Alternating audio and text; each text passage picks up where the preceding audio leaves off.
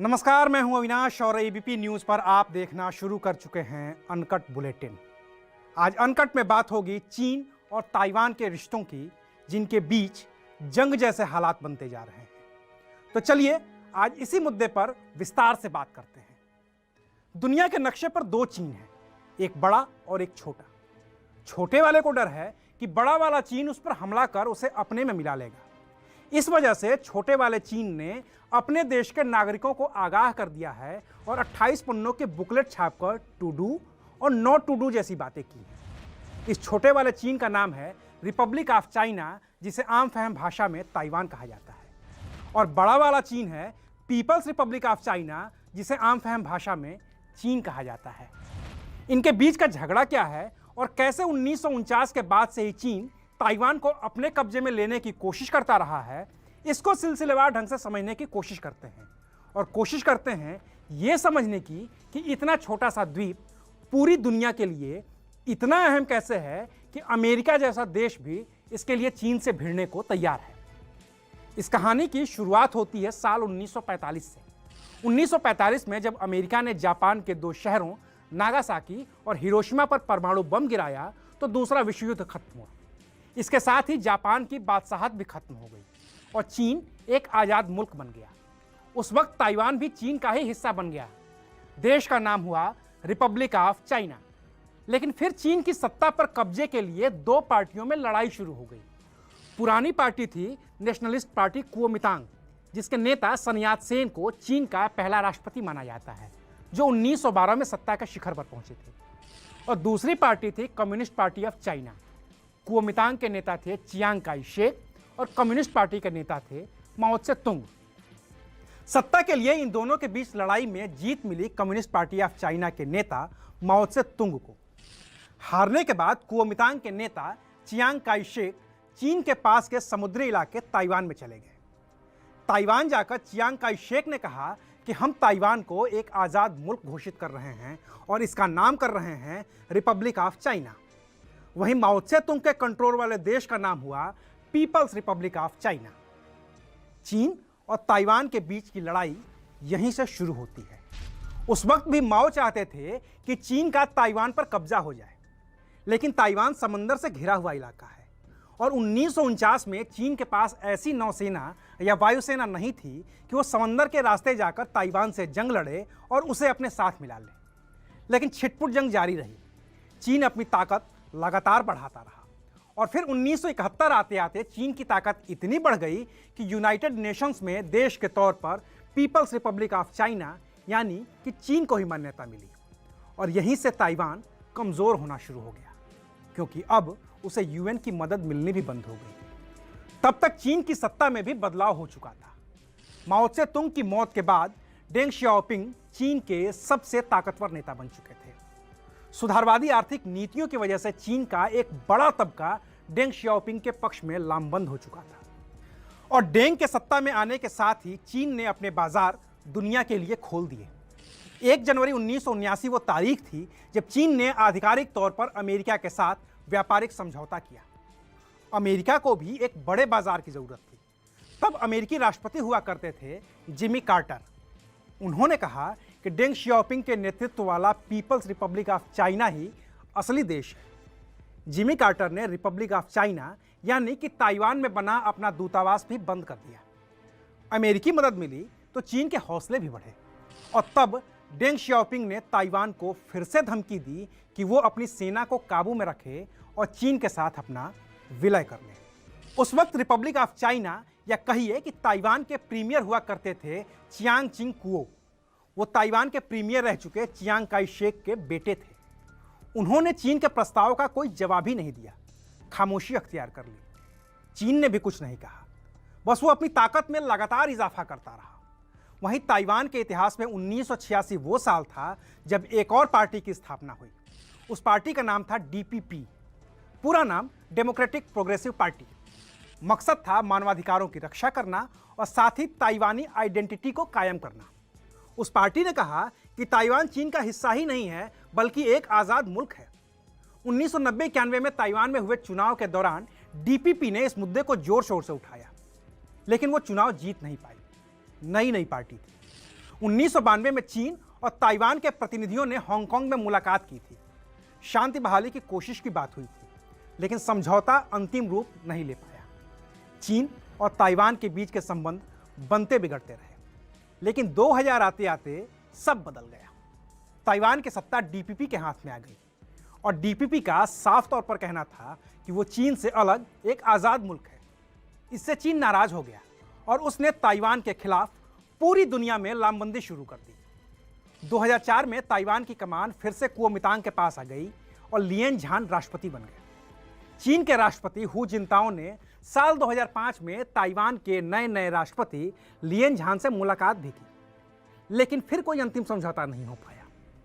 चीन और ताइवान के बीच की लड़ाई ऐसे ही लगातार चलती रही।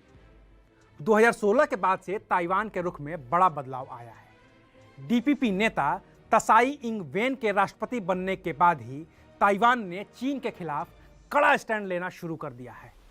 अब ताइवान के लोग खुलकर चीन से आज़ादी चाहते हैं, खुलकर अपनी आइडेंटिटी को जाहिर करते हैं, चीन की धमकियों को खारिज करते हैं, और यही बात चीन को बार बार उकसाती है ताइवान पर हमले के लिए। हालांकि चीन ने अभी तक कोई हमला नहीं किया है, लेकिन चीन के हमले की दहशत बरकरार है और इसीलिए ताइवान की सरकार ने जंग होने की स्थिति में क्या करना चाहिए और क्या नहीं करना चाहिए, इसकी एक बुक लिस्ट जारी की है। और रही बात कि ताइवान की इतनी अहमियत क्या है, तो आज की तारीख में भी दुनिया में महज 14 ऐसे देश हैं जो ताइवान को एक अलग मुल्क के तौर पर मान्यता देते हैं।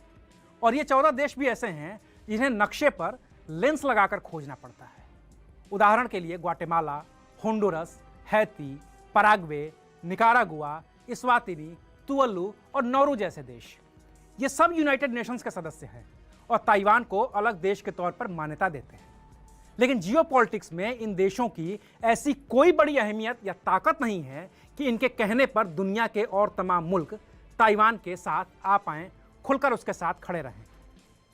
लेकिन ताइवान में जो है, उससे दुनिया का शायद ही कोई मुल्क फिलवक्त खुद को अलग कर पाए। आज की तारीख में ताइवान ऐसा मुल्क है जिसके पास कंप्यूटर से लेकर मोबाइल और गाड़ियों तक में इस्तेमाल होने वाले चिप का आधे से ज़्यादा का उत्पादन होता है। ताइवान के अलावा दक्षिण कोरिया ही सिर्फ ऐसा देश है जहां बड़ी मात्रा में चिप या कहिए कि सेमीकंडक्टर बनते हैं, लेकिन ताइवान के आगे दक्षिण कोरिया की उत्पादकता बेहद कम है। अब बिना कंप्यूटर, बिना मोबाइल और बिना गाड़ियों के तो वर्तमान की भी कल्पना नहीं की जा सकती, भविष्य को तो छोड़ ही दीजिए। लिहाजा ताइवान दुनिया के हर मुल्क के लिए ज़रूरी बन गया है और यही वजह है कि भले ही चीन के दबाव में आधिकारिक मान्यता ताइवान को नहीं मिल पा रही हो, लेकिन दुनिया के करीब 60 ऐसे देश हैं जिन्होंने अनाधिकारिक तौर पर ताइवान से डिप्लोमेटिक रिश्ते बनाए रखे हैं और इनमें अमेरिका, ब्रिटेन, फ्रांस, जर्मनी, रूस और भारत जैसे ताकतवर देश भी शामिल हैं। बाकी तो ताइवान तेजी से विकसित होती हुई अर्थव्यवस्था है। करीब 2 करोड़ 30 लाख की आबादी वाले इस देश ने चीन की तमाम पाबंदियों के बावजूद खुद को इतना विकसित कर लिया है कि 70 के दशक में जिस अमेरिका ने ताइवान की बजाय चीन को चुना था, वही अमेरिका अब ताइवान को बचाने के लिए चीन से भी लड़ने को भिड़ने को तैयार है। अमेरिका इकलौता ऐसा ताकतवर मुल्क है जिसने चीन की ताकत को कम करने के लिए ताइवान का खुले तौर पर समर्थन किया है। ताइवान की सेना को हथियार मुहैया करवाने से लेकर उसकी सेना के साथ खड़े रहने में अमेरिका सबसे आगे है और ये सब हुआ है 1979 के उस समझौते के तहत जिसे ताइवान रिलेशनशिप एक्ट 1979 कहते हैं। और यही बात चीन को बिल्कुल भी नहीं सुहाती है। अमेरिका के साथ चीन के रिश्ते तब बिगड़ने शुरू हुए जब चीन में हुए विरोध प्रदर्शन को रोकने के लिए चीन के थियानमेन चौक पर 1989 में चीन की सेना ने अपने ही नागरिकों का नरसंहार कर दिया था। तब अमेरिका ने चीन से अपने कारोबारी रिश्ते समेटने शुरू कर दिए। अमेरिका के बड़े बड़े निवेशक चीन के विरोध में आ गए और उन्होंने चीन में निवेश करने से इनकार कर दिया। अमेरिका ने भी चीन पर कई सख्त प्रतिबंध लगाने का ऐलान कर दिया। इस बीच 1991 में सोवियत यूनियन टूट गया, शीत युद्ध खत्म हो गया और अमेरिका निर्विवाद तौर पर दुनिया की महाशक्ति बन गया। लेकिन चीन भी लगातार अपनी ताकत बढ़ा रहा था और वो भी दुनिया की महाशक्ति बनने की दिशा में अपने कदम बढ़ा चुका था। ऐसे में ताइवान में 1996 में होने वाले राष्ट्रपति चुनाव को प्रभावित करने और ताइवान को डराने की नीयत से चीन ने ताइवान सीमा पर एक बड़ा मिसाइल परीक्षण किया। इससे अमेरिका के तत्कालीन राष्ट्रपति बिल क्लिंटन नाराज हो गए और उन्होंने ताइवान के समर्थन में पैसिफिक ओशन में अपनी फौज खड़ी कर दी। हालांकि तब भी बिल क्लिंटन ने यह साफ तौर पर कहा था कि वो अलग ताइवान देश को मान्यता नहीं देते हैं, वो दो चीन को भी मान्यता नहीं दे रहे हैं और वो चीन को ताइवान पर हमला कर उसे अपने में मिलाने का भी विरोध कर रहे हैं। कुल मिलाकर कहें तो अमेरिका ने उस वक्त ताइवान पर अपना स्टैंड क्लियर नहीं किया था। हालांकि क्लिंटन ने चीन के साथ कारोबारी रिश्ते सुधारने की भरपूर कोशिश की। वो खुद चीन गए, वहां लोगों से मिले, नेताओं से मिले और फिर से अमेरिका चीन कारोबार शुरू हो गया। लेकिन फिर अमेरिका से एक बड़ी गलती हो गई। मिलिट्री इंटेलिजेंस की एक गलत रिपोर्ट के आधार पर अमेरिका ने बेलाग्रेड के चीनी दूतावास पर बमबारी कर दी, जिसमें कई चीनी पत्रकार और अधिकारी मारे गए। ये मई 1999 की घटना थी, जिस पर अमेरिकी राष्ट्रपति बिल क्लिंटन ने माफी भी मांगी थी। और नतीजा ये हुआ कि कुछ महीने बीतते बीतते फिर से अमेरिका और चीन के रिश्ते सुधरने लगे।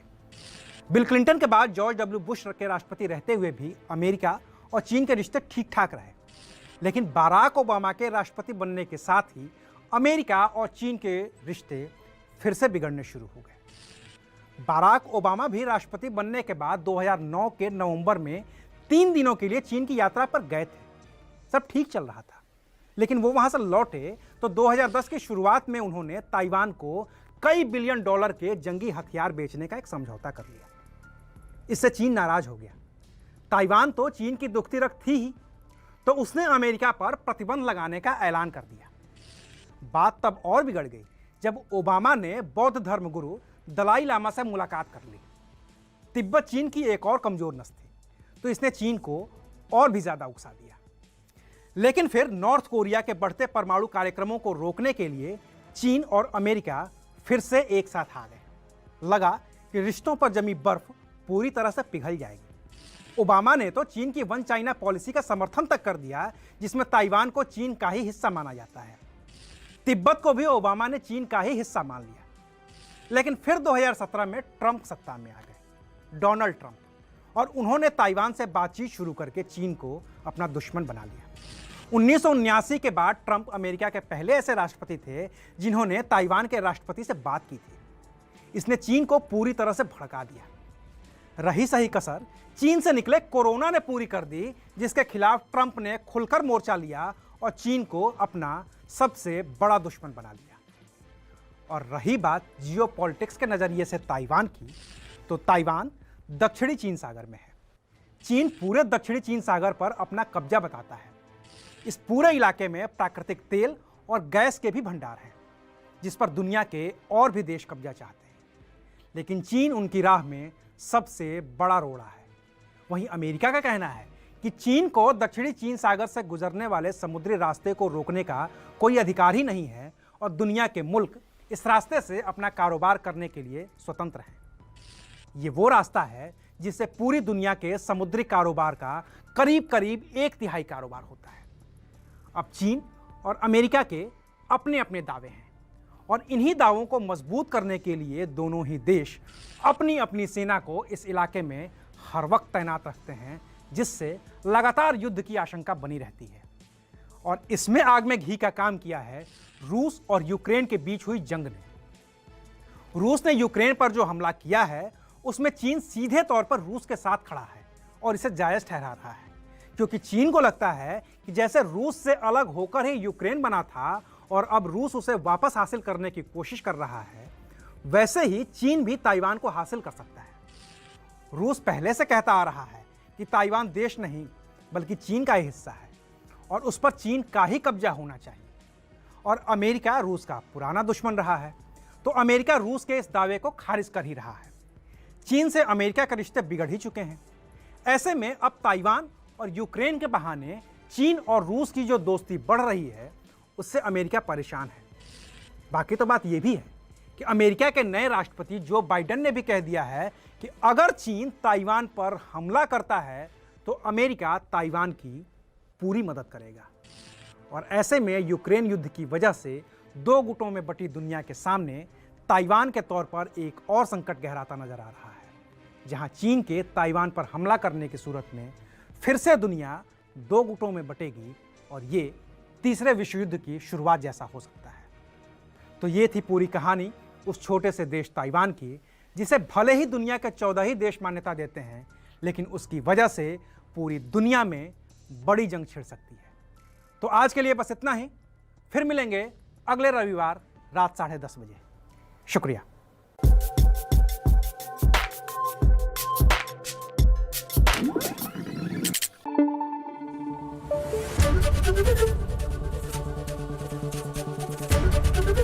एबीपी न्यूज आपको रखे आगे।